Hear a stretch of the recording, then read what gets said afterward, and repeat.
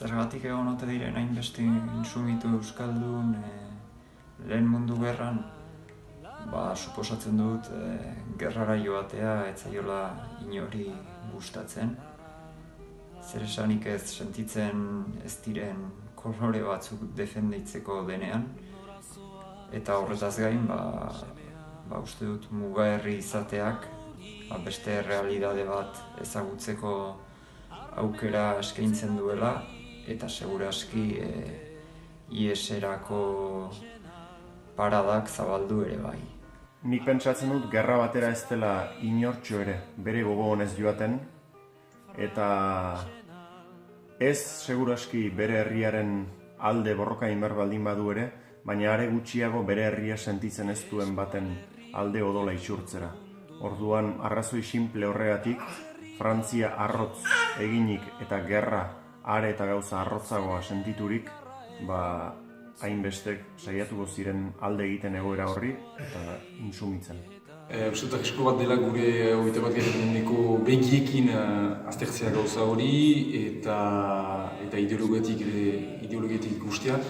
Pentsazute realitate sozial ezberdina zela, arrunt, garai hortan, eta hain segur guziz arrotza eta arrarua egiten zitzaien afera bat zela, delako gerla hori, ulertzen ez zutena, zertarik heldu zen, zertarik heldu ziren haien bila ere, soziologikoki eta kulturalki hizkuntza mailan ere jendarte euskalduna zela orduan, gotik frantsesa zakitela eta zakiten ere anitzek hasteko aski membria zutela, beraz euskaraz funtzionatzen zutela.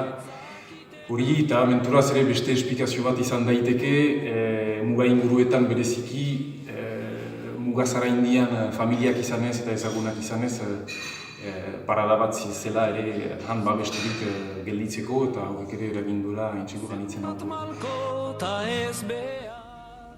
Gaur egun, Frantziak soldaduskara joateko deituko banindu,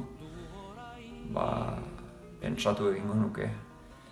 Oso errexea iruditzen zait esatea intsumitu egingo nintzatekela, baina aukera baztertu ez arren, pentsatu egingo nuke.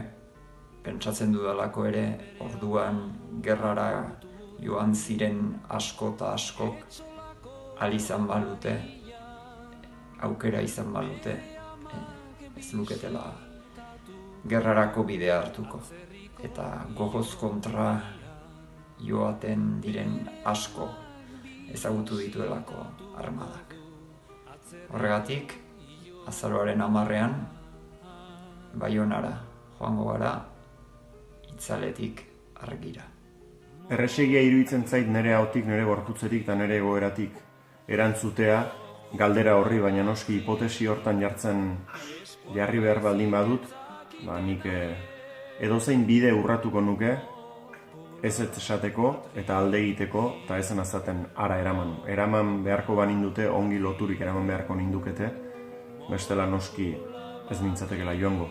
Hori lehen esan dudana esanik, erresegia dela egora hortan egon gabe, galdera horri erantzutea.